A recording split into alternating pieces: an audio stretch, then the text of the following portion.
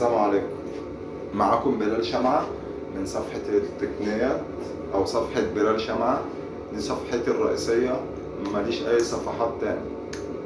هنتكلم شوية عن موضوع كاميرات المراقبة. كاميرات المراقبة دي يا جماعة مهمة جدا للأمان وللسرقة بس يا ريت نشتغل براندات موثوق فيها، براندات ليها أمة أو ليها توكيل في مصر أو خارج مصر عامة حسب ما أنت بتشوفني.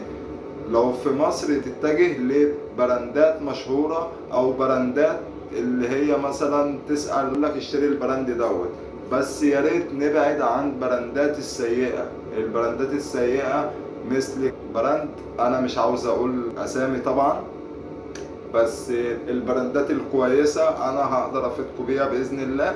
اي حد محتاج اي حاجة في كاميرات المراقبة يكتب لي كومنت تحت او يبعت لي رسالة على الخاص. لو بتشوفني على الفيسبوك ابعت لي رسالة على الخاص او اكتب لي في كومنت طلبك وانا تحت امرك هجاوبك على كل حاجة محتاج ايه، وانا هكلمك باذن الله. هتواصل معاك يا اما هبعت لك فيديو، هعمل لك فيديو مخصوص بالكومنت بتاعك. شوف حضرتك محتاج ايه وانا تحت امرك. سلام عليكم.